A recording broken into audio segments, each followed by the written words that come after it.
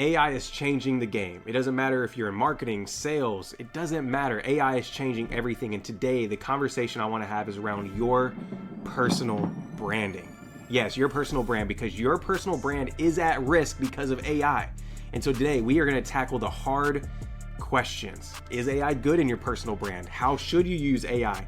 And so today, I have an amazing expert whenever it comes to branding, Miss Alyssa Aviles. And she's going to be showing you guys today how to really win in a world with AI. How do you brand yourself to stand out from the crowd? How do you build trust and build authority even when AI is taking over the world? And so I'm excited for this conversation. If you're excited, click that subscribe button below. Let's go ahead and make sure that you're prepared for this episode. Grab your pen and paper because this is going to be phenomenal. Who I'm about to bring in, though, I want you to know is a heavy hitter. She's worked with some of the top entrepreneurs in the world, top marketers in the world. She's actually worked with one of my first mentors, unofficial mentors, Pedro Adeo, built many challenge funnels, webinar funnels, generated millions and millions of dollars online because of her expertise. And I have her here in the studio with you today. So Liz, welcome in. We're excited to have you on the $1 Million Secrets podcast. Welcome in. I'm so excited to be here. Thank you so much. Hey, I'm excited. Like whenever I get to sit down and pick your brain, it's always makes my day. And I don't think people realize how blessed you are with this talent of branding. And so I'm going to dive into it. I'm going to ask the hard questions today because everybody's asking these questions. Hey, should I use AI in my business? Should I not whenever it comes to branding? And so today, do you give me permission to ask you the hard questions? And can we dive into those today on the show? Yes, we're going to have fun. I love talking about this stuff because it's changing the game so fast and so quickly. And in some ways it's kind of unpredictable. And for some people, they are feeling kind of held back with AI. So let's dive into the hard questions. Let's talk about this. I love it. So the very first question I'm going to open up with is a simple one, but again, it's hard. So a lot of times people come to me and they want to know, what is a personal brand? So I want to start at the foundation because we're going to get deep into AI and, talking about these conversations that may be borderline like, should we say that? Should we not? So I want to what is a personal brand whenever it comes to you? So we can make sure we're using this in the right term and people truly understand what we're talking about whenever it comes to this online marketing game and online branding. Sure. So branding for me, it is the intersect of who you are and what you do and how people feel about you. And so branding is all about, at the end of the day, really identity and feelings. And I have done branding for personal brands. I've done branding for nonprofits. I've done branding with agencies and larger companies. And like you mentioned, many of these big name entrepreneurs, and it kind of follows the same framework, whether it's a small personal brand or a really, really large brand. But you essentially always want to think about how you come across to other people and how you're positioning yourself to other people. And how do people feel when they hear your name or when they interact with you on social media, or they buy a product from you or a service from you? Are they feeling really good about that decision? Are they oh, I'm not sure about that? Are they raving fans and telling all these people about who you are? Branding really is about that. And I love to look at, I'm like, oh my gosh, we could talk about this for hours. I have so many different case studies. But I love getting to look at these other companies and kind of see what they're doing and then try to figure out okay, I'm learning from these big names. How can I apply this on a small personal level at the same time? But all you really have to understand is that branding is about identity and feelings. And what I've also kind of discovered along the way is that branding, a lot of times people think it is only visual and it's only the colors and only the fonts, and really that's how you do things. And that is just a visual branding is a way to communicate, sure. But really branding, what I've discovered, it's an inside out framework. And it really starts with who you are and what you believe in and your values. And then that carries on to the outside and what you move forward with. So we can dive into that a bit more, but hopefully that answers your question on what personal branding is.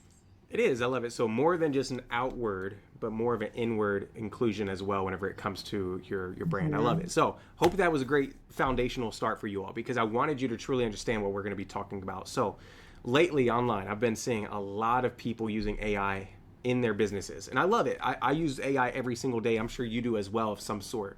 But one Mhm. thing I've noticed is an increase in people using AI to create content, to write blogs, to write, do all these things for them.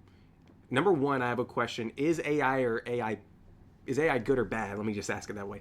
AI good or bad whenever you feel like content and actually like expressing your brand to people outwardly? Um, and then whenever it comes to using AI, my backup question, which is a little bit deeper, is if it is okay to use AI, like how do you go about making sure AI doesn't hurt your brand, right? Because I see a lot of people, they're out there, replacing headshots of themselves with AI. They're going creating content and trying to create value content with AI. And sometimes you're like, okay, I see that's obviously AI. What do you do? Liz, why are you trying to make an AI clone of yourself? You know what I'm saying? So like, how can we use AI? Is it good? Is it bad? Kind of just give us a quick rundown of from a professional standpoint, somebody that's been working with some of the Mhm. top brands in the nation across the world. What's your thoughts? So good. This is a tough conversation, to be honest, because so much has changed even in the last year. So I actually my book isn't published yet, but I wrote a book back in February on the balance, because I truly believe there has to be a balance in the AI space between human creativity and then automated sort of stuff and machine stuff. And there's a lot of good with AI, there's a lot of bad with AI. It could get dangerous in the wrong hands, and in the right hands, it could be super beneficial. And I have hope for what AI can do. I don't want to be one of these people that's just like all doom and gloom, like AI is going to kill everything and destroy everything, and it's going to be like Terminator years from now. And Sarah Connor's like totally disappointed in us and what we're doing with AI. But uh, nerdy moment there. You can tell I'm a millennial kid. But anyways, I really think there has to be this balance with it. And so I do use AI for some of my business. And then there are things that I draw a hard line in that I refuse to do. So, I naturally, as a creative, I want to support other creatives. And so I know I could do like AI headshots and branding photo shoots. I've seen some other people offer that sort of stuff. But for me, I'm like, I want to be in a studio with a photographer, and I want to be able to hire a photographer to do this work and see what they could create with that sort of stuff. And I just wrote a kids book, and I know I could do the illustrations with AI and get it done much faster, but I want to support an illustrator. And so what I've kind of like learned and kind of see even in this last year is that AI is here to stay. It's not going anywhere. It's not like it's going to disappear suddenly. And it's rapidly changing. It's rapidly improving, and it can do stuff that I've been doing now for years. And in some ways, like, it has kind of impacted the design industry because now things can be done faster. So now people are expecting things to be done quicker.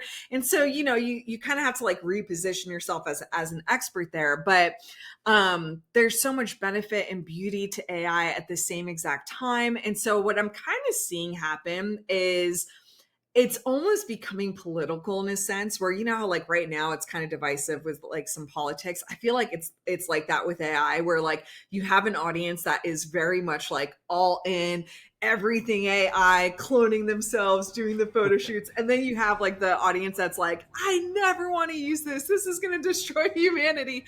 It's like two totally extremes. So, like for me personally, I, at the end of the day, am always going to be a person that champions like authenticity, vulnerability, and being human.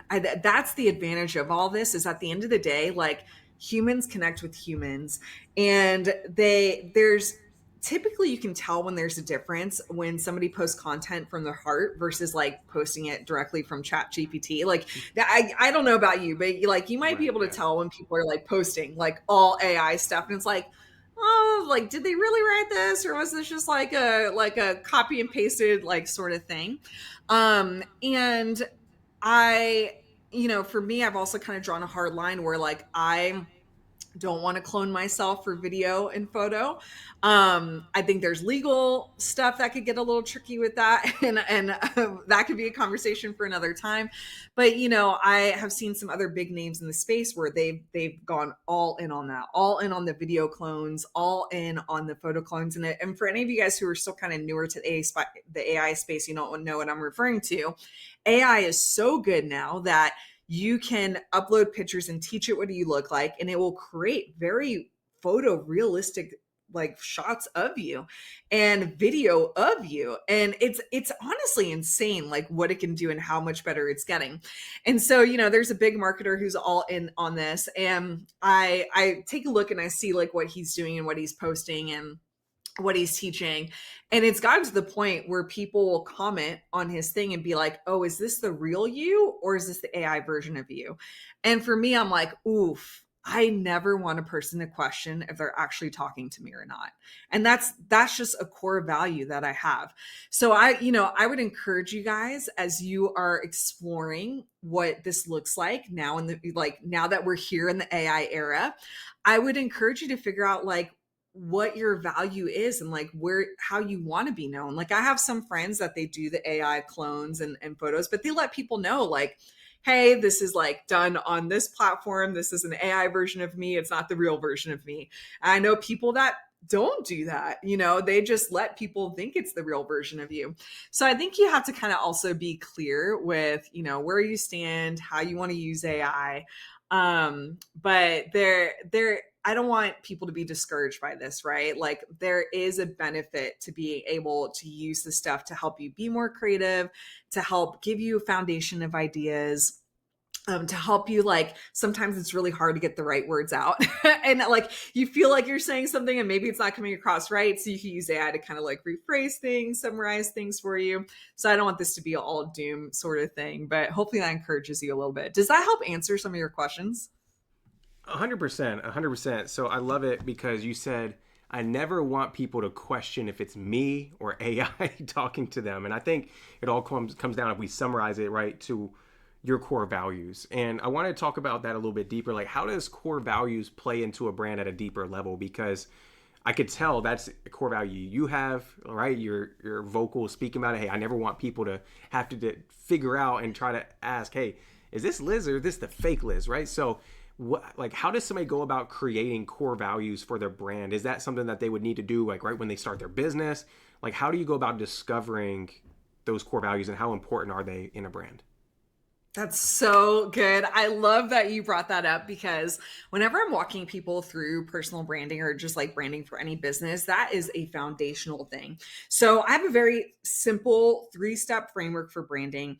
It's identity, story, and style. And like I said earlier on, I realized that branding really is an inside out sort of thing. You really got to know who you are and what your values are and what you stand for before you even get into how do you tell the story.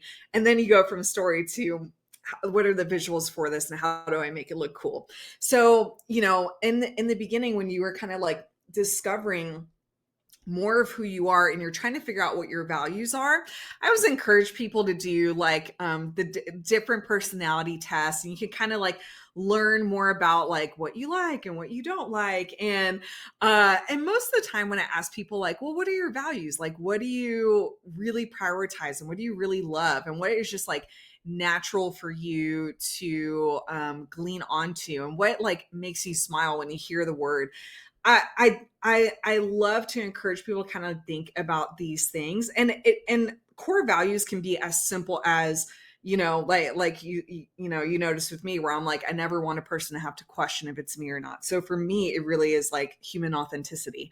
Another one of my things is compassion. I'm a very compassionate person.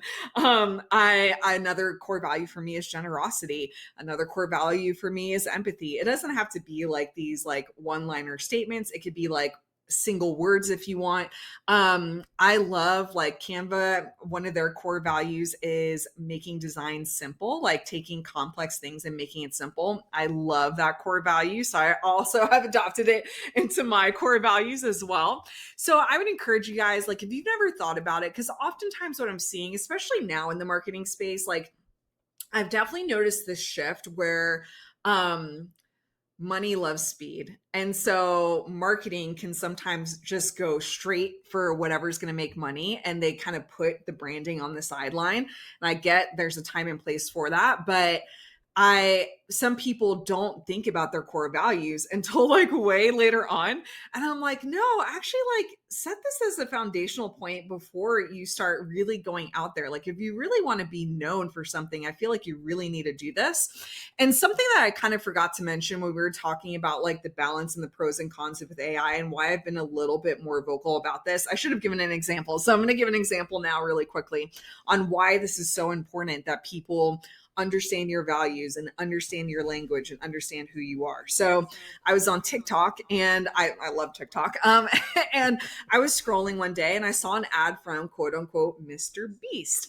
And the ad was him, looked just like him. And he's like, hey, I'm doing this like really cool giveaway. I'm going to give away 1,000 iPhone, like brand new iPhones. And the video is him holding an iPhone, right? Like looks very realistic. And then it said, I'm gonna give this, so I'm gonna give away like these 1,000 iPhones, only for like $1 or like $2 or something like that. And I was like, wait, Mr. Beast would never like ask for money like this. Like the only time he typically will ask for money is like when he's doing a fundraiser for something specific. But like to run an ad and to do so, like then like the alarms were going off, and I'm like, okay, even though it looks like him and it sounds like him, this isn't his brand voice. And I know this isn't like his values per se or like what he would typically do because I've like watched him and seen like what he's doing. And so I click on the ad to see where it goes, and it goes to this website that has the Mr. Beast logo at the top. But like the more I look into it, the more I read into it, I'm noticing like the language is not in his brand voice and it's not what he would typically do.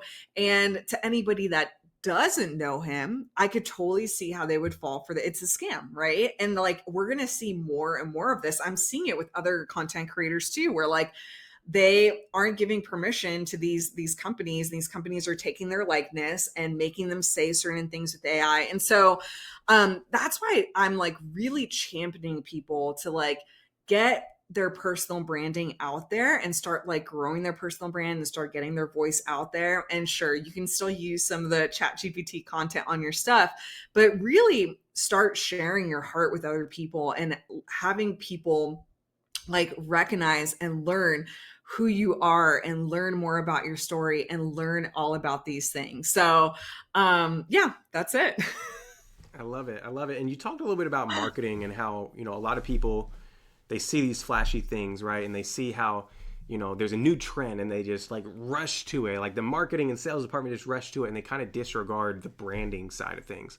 And I think that comes with a great question that I have is like, hey, how do you merge branding and marketing together in an efficient, effective way so that your marketing, number one, complements your brand, but at the same time, the brand complements your marketing? So is there like any certain frameworks or anything you do to make sure that like whenever you're building marketing campaigns that the brand voice, the brand tone, those core values are all like in conjunction together?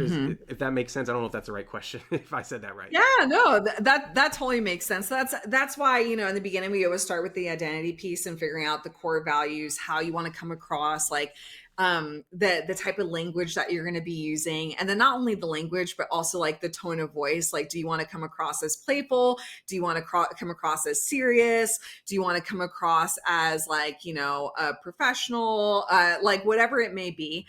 And then, you know, we figure out the story that we want to tell in the marketing campaign, and then we figure out the visual part of it. And the biggest thing when we get to visual branding is consistency, like consistency and cohesiveness. And so what I would encourage people to do, and okay, let me backtrack a little bit, because sometimes like people will get hung up on the branding piece and they won't launch anything until they have their branding done. And I'm like, don't do that.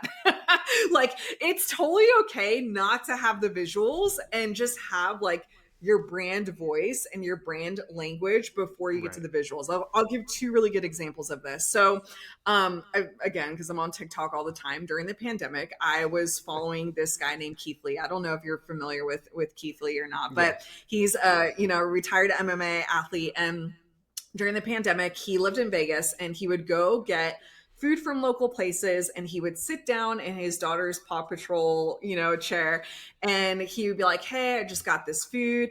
I got this food, I got it, let's try it and rate it 1 to 10." In every video, he said that, "I got it, let's try it, and let's rate it 1 to 10." And very consistent with his language and how he said things. And then him sitting in the chair, him going through it, doing the food profile and whatnot. And so over time, what happens? He starts getting more well known, and people start discovering these restaurants and these hidden gems, and people love watching him eat and love watching this food review. He did not have any colors. He did not have any font. Honestly, he still doesn't even have that stuff, and it's been years. But his language, his brand voice, and his personality and the way he did things, that is what really solidified the brand. So what happened was, over time, he started to increase his following, gain his following, and he would go to this restaurant and it would be like empty. He would give them a really good review because he genuinely liked the food, and then the next day a line of people would show up at the door, and now all of a sudden these businesses are being completely changed for the better just because he showed up from an authentic place, a heart-centered place, generally because he loves this stuff. And they now call it the Keith Lee effect. And now, because of this, like, actual like big name food brands have like paid to partner with him. They like help donate food and help donate stuff. And like he's one of my favorite like case study examples, because it really just shows the power of just showing up consistently and kind of saying like some of the same things along the way, and then like building as you go. The other good example of that would be Tabitha Brown. Also, I met her on TikTok during the pandemic. She is vegan, and she wanted to share some like healthy vegan recipes with people. She has this very like soothing, calm voice, and so she would just hop on her phone, and it felt like a FaceTime call anytime that you would see her on your profile. And it's like, oh man, like I really do feel like I called Tabitha and I'm talking to Tabitha and she's showing me her recipe and whatnot. Felt very like friendly, very inviting, very hospitable. And then of course the food looks amazing too. So what happens with her? She starts growing her personal brand. I think Target was the first big brand to like partner with her. They ended up doing her visual branding later on, but like she got known for her voice, her language, and like her life has completely changed. Now she has like a spice line. Target did a massive partnership with her.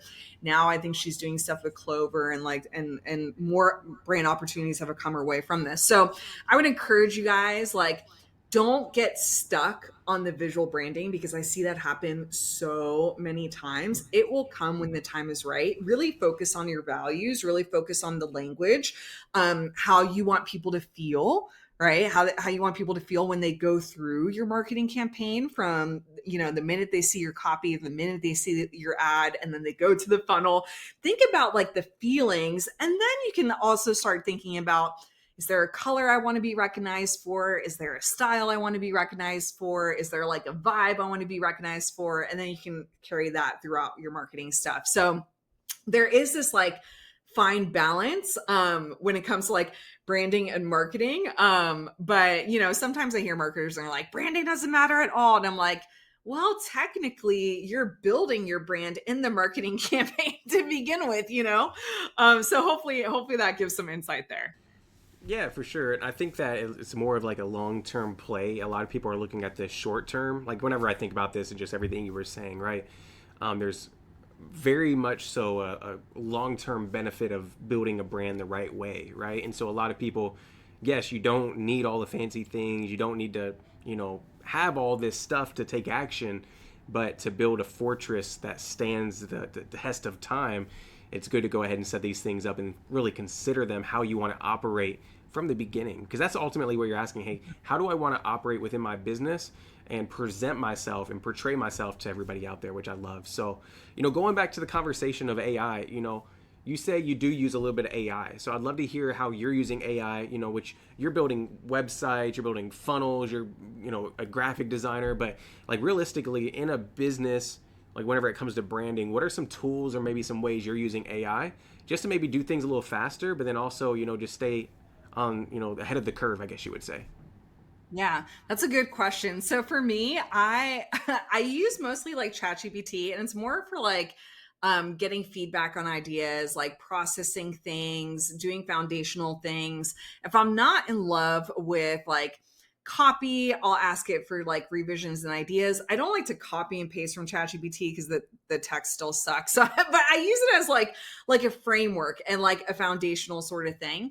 And I would say like with AI in the branding space right now, a lot of website builders and funnel builders are integrating AI in. So you could have AI build for you an entire website if you wanted it to, or you can have AI build an entire funnel for you.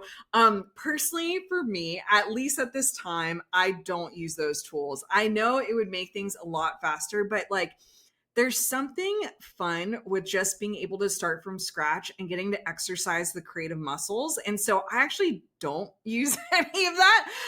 And maybe that will make me like a premium designer, you know. I feel like but you know, because I don't know, like I like stepping into the creative flow of like figuring out the colors on my own and figuring out, you know, how I want things laid out. And like I know what's going to work well for conversion rate optimization and like whatnot. And AI might not necessarily know that quite yet. It might just be kind of like copying something else. So I haven't necessarily stepped into that yet.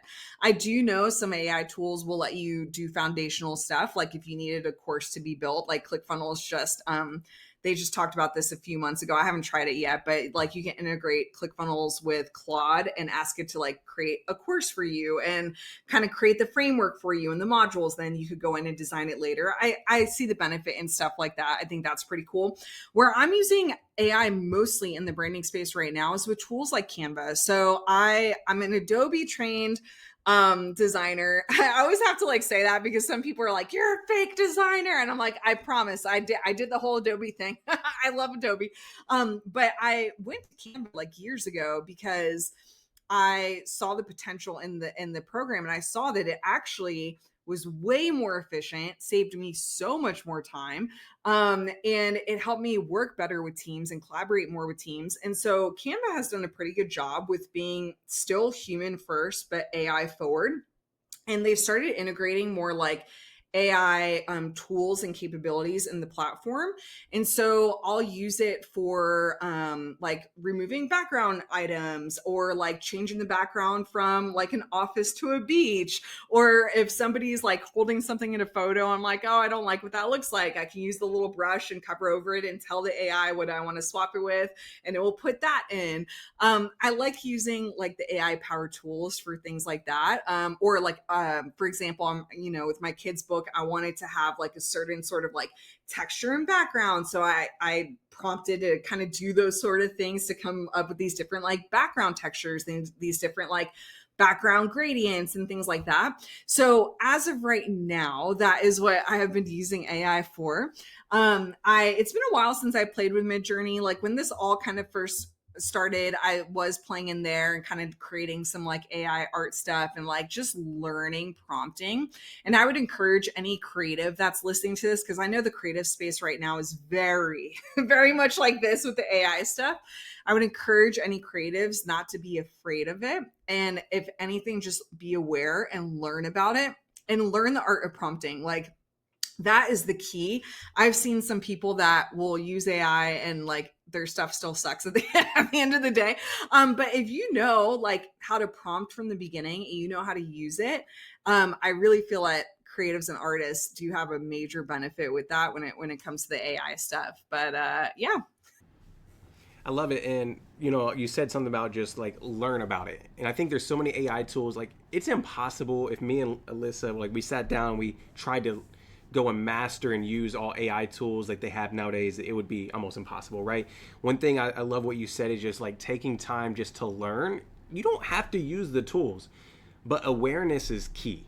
So if you're here watching this today, what I would recommend you do is if you see a tool that you feel like could or help you a little bit or maybe a lot of bit, go test it out and see if that is the tool that you can use. The thing about these AI tools is there's so many renditions of them nowadays that you may like not find ones that you love, right now, but you may later on. And so what I always tell people is just like test them out, just see. Like you may not use it for a whole day or 2 days or 3 days or onward, but just like if it's a free app, test it out, see what it looks like, and that's how you stay at the top of your industry, right? If you're here and you want to actually be at the top of your game, you want to outpace your competition, you want to be at the top.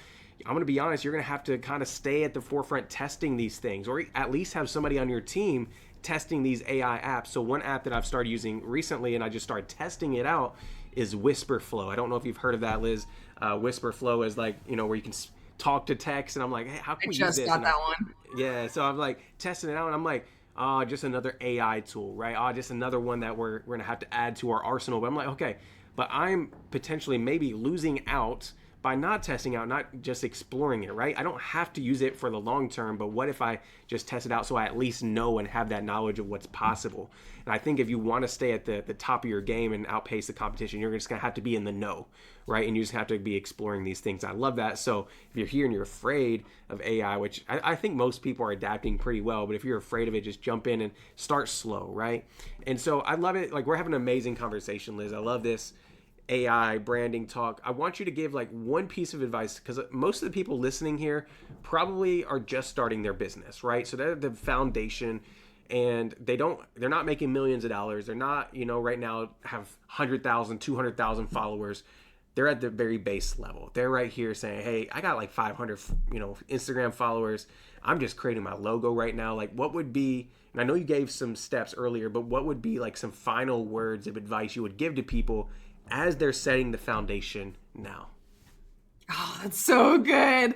Okay, I'm going to go into encouragement mode here. I feel like I'm always encouraging, but I'm going to encourage you guys, because oftentimes, especially now in the marketing world and in the social media space, it's really easy to look at other people and compare where you're at to where they are.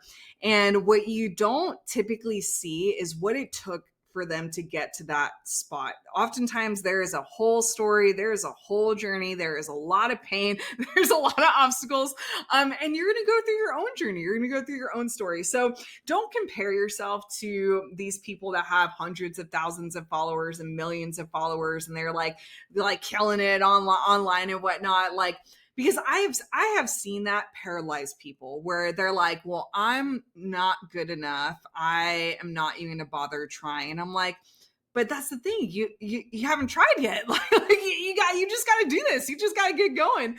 And I've even struggled with this too. It is hard being an entrepreneur, and it is hard like starting your own business. So one of the first things I always encourage people to do is be in the art of gratitude. I think this is part of living in a creative sort of lifestyle too. And I always encourage people to rediscover their creativity. I'm actually like reading. I do The Artist Way about twice a year, and I invite people to it. It's a book designed to help you rediscover your creativity, and it is 12 chapters. Each chapter is done over the week, and you kind of discover more and more of these sort of things, and just kind of get in this like this practice and this flow of creativity. And this all kind of goes together. So I would encourage any of you who are also kind of feeling like overwhelmed, maybe a little fearful with things, a little stuck on things, I would encourage you to take a look at that, and be grateful. So like, be grateful for like where you're at right now, for the followers that you do have right now, for the sales that you are starting to get in now. I feel like a lot of people just totally forget about that. They're like just like running hard and chasing hard and trying to go the shortcut. And it's not always that easy. So be grateful for your people. And then as you are building things in, then you can start like, looking at your core values, figuring out your strengths, and what makes you different. I don't necessarily like to say weaknesses. I like to say, what makes you different and stand out in the marketplace, and then use that to your advantage.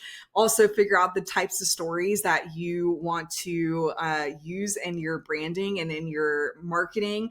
Storytelling is a really big thing. People love stories. And then you can figure out the visual part of your branding with like a color that you might want to be known for, the vibe and the feeling that you might want to be known for, and just take little steps, step by step. This, you're not going to have all the pieces together right in the beginning where you're going, and that's okay. Like, yeah, you have permission just to get started and figure it out along the way. It's never going to be perfect. Like many of these like big name people that I'm working with, like they just started with stuff that they did on their own and it was ugly, but it converted really well in the beginning because it's who they are, it's their message, it's their heart, it's their copy, and then they figured out, like they met me along the way and now I'm refreshing things and kind of up leveling things and making them look more professional. But you don't have to have all the pieces in place in the beginning. Like the biggest thing is just taking action and just getting started and enjoying the process at the same time. I love it. I love it. Comparison can definitely be the thief of progress, and so definitely don't want that. So we appreciate that.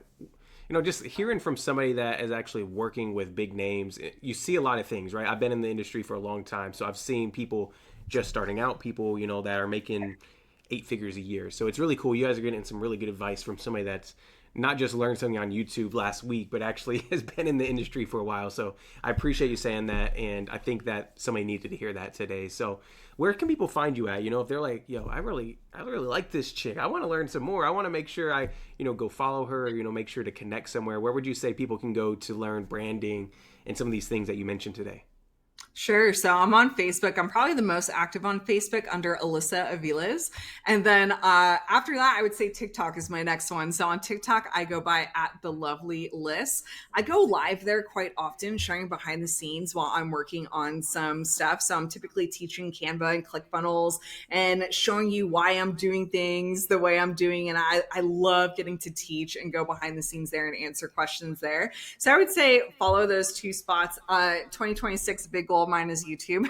So I'm also on YouTube. So look for at the lovely Liz on many of these social medias. That is where you can find me. I love it. I love it. Well, thank you so much for sparing your time and coming here to give some game out. I hope somebody found value in this.